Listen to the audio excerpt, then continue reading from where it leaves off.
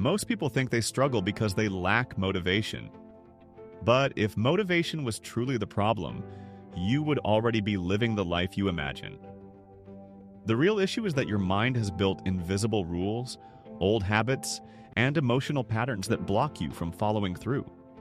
And today, we will break down exactly what those invisible barriers are, how they were created, and how you can finally overcome them in a practical, realistic, and repeatable way. Before we begin, ask yourself one question. Why do I keep saying I will change my life tomorrow, yet tomorrow feels exactly like today? This question is important because the answer is never about laziness. It is about how your psychology has been wired to protect you from discomfort, even if that comfort is destroying your potential.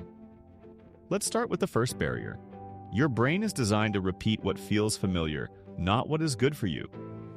Even if your current habits are hurting you, your brain prefers them because they require no new energy. Change feels dangerous to the survival system inside your mind.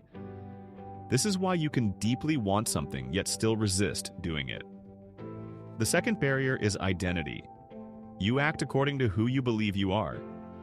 If you believe you are inconsistent, you will behave inconsistently.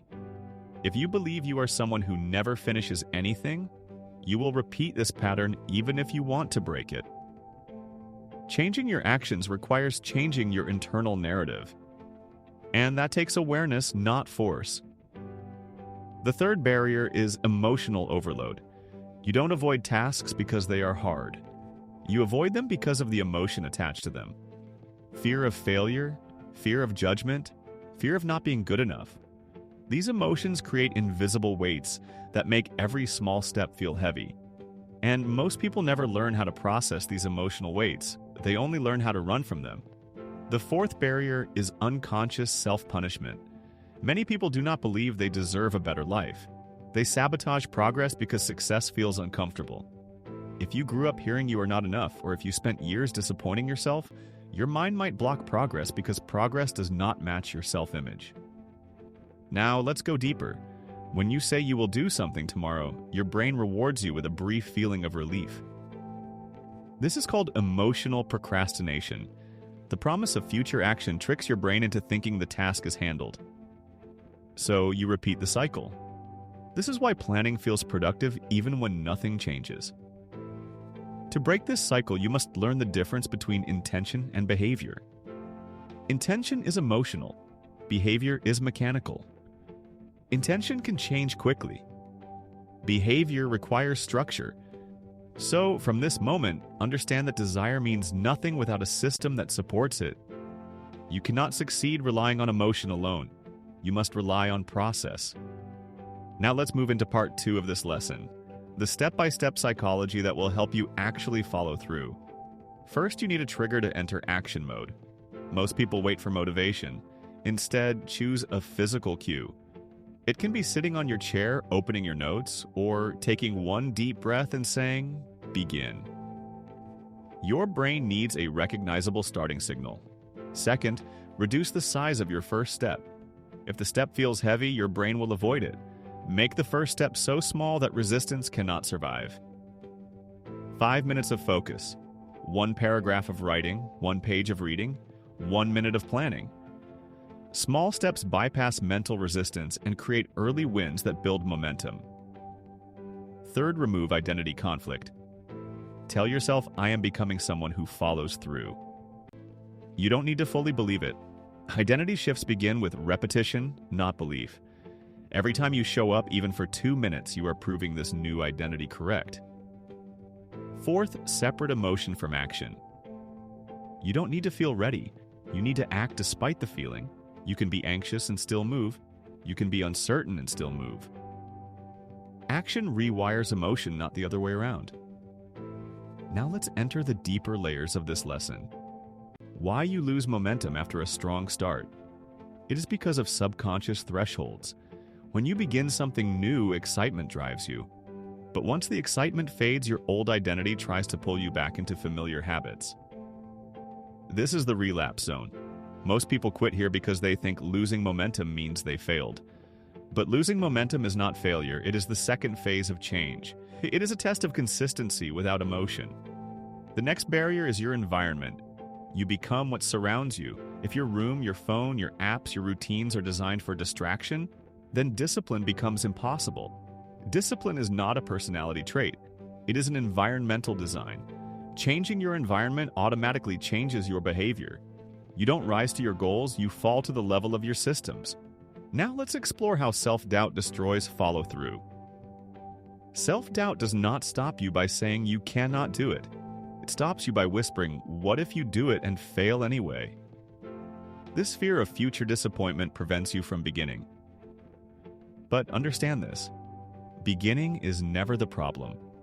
It is the fear of emotional consequences that your brain is trying to avoid.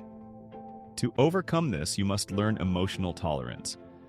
This means being okay with the possibility of failure, accepting that progress will feel uncomfortable, realizing that you can handle more than you think. When you become emotionally tolerant, your actions become consistent and your progress becomes inevitable. The next part of this lesson is about mental friction. Friction is the gap between your intention and the task. The more friction, the more resistance. Your job is to reduce friction as much as possible. If you want to work out, lay out your clothes before you sleep. If you want to read, put the book on your pillow. If you want to study, open the tab before you get tired. Reduce friction, reduce resistance. Now let's explore the final phase of change. The moment when consistent action becomes identity. Once your brain recognizes that following through leads to self-respect, you begin to crave consistency. You begin to enjoy progress more than comfort. Your mind rewires. You stop breaking promises to yourself. You stop losing momentum. You stop starting over. You become the kind of person you always wanted to be. Not through motivation, but through alignment. Now we move into the new 30 minutes of deeper analysis and advanced strategies. Let's explore the concept of psychological micro-quitting. Micro-quitting is when you stop mentally, even though you haven't stopped physically. You still show up, but you stop caring about the outcome. You still try, but your effort becomes weak. This form of quitting is invisible because you look active on the outside, but internally you have already surrendered. The cure for micro-quitting is reconnecting with your deeper why. Not the superficial why, like I want to look better, or I want to earn more, but the emotional why. The why that hurts, the why that matters. When your emotional why is strong, micro-quitting becomes impossible. Next, let's discuss emotional residue. Emotional residue happens when a past failure is still controlling how you act today. You failed once, so now every new attempt feels heavy. Your brain uses old disappointment as evidence against new success. You must clear this residue by reframing failure. Failure is not a verdict, it is data. It teaches you what didn't work so you can try again in a smarter way. When residue is cleared, action becomes lighter. Now let's talk about mental bandwidth. Your mind can only make a limited number of decisions per day before falling back into old habits. This is why decision fatigue destroys follow-through. You must reduce unnecessary choices. Wear similar clothes, eat similar meals, follow a simple morning routine. Save your mental energy for what actually matters. The fewer decisions you make, the more willpower you have for real progress. Next, let's talk about urgency creation. If a task feels optional, you will delay it. If a task feels necessary, you will complete it. You must create artificial deadlines. Tell yourself, I will finish this before 3 p.m. Or I will complete this section before I check my phone. Urgency forces action. Without urgency, your brain defaults to comfort. Now we will explore the psychology of momentum loss. Momentum is not lost in big moments. It is lost in small choices. Skipping one workout leads to skipping two. Delaying one task leads to delaying the next. Momentum loss happens quietly. And because it is quiet, you don't notice until it becomes a pattern. The solution is micro-correction. Fix the behavior as soon as you notice it. Don't wait for Monday. Don't wait for motivation. Correct immediately. Fast correction protects momentum. Next, let's dive into identity reinforcement. Your identity is shaped by evidence. Every small action becomes a vote for the type of person you are becoming. When you follow through even in small ways, you collect identity evidence. Over time, these votes accumulate until you no longer need willpower. You act automatically because you became the person who does these things. Now let's talk about emotional independence. Emotional independence means you do not rely on feeling good to take action. You act regardless of mood. Mood becomes irrelevant. Emotion becomes background noise. This is the highest level of discipline, and it is built through repetition and acceptance, not through force. Next, let's explore mental clarity. You cannot follow through when your mind is cluttered. A chaotic mind creates chaotic behavior. Clarity begins with two practices. First, brain dumping. Write down everything on your mind. Remove it from your mental space. Second, prioritization. Most people have too many goals, too many desires, too many expectations. Choose one focus for the next 30 days. Clarity creates consistency. Now let's move into emotional grounding. Emotional grounding means stabilizing your mind before taking action. When you are overwhelmed, your brain enters survival mode. Survival mode kills follow-through. Grounding techniques include deep breathing, slow counting, or simply sitting still for 1 minute before beginning. A grounded mind acts with intention. A stressed mind acts with avoidance. Next is behavioral anchoring.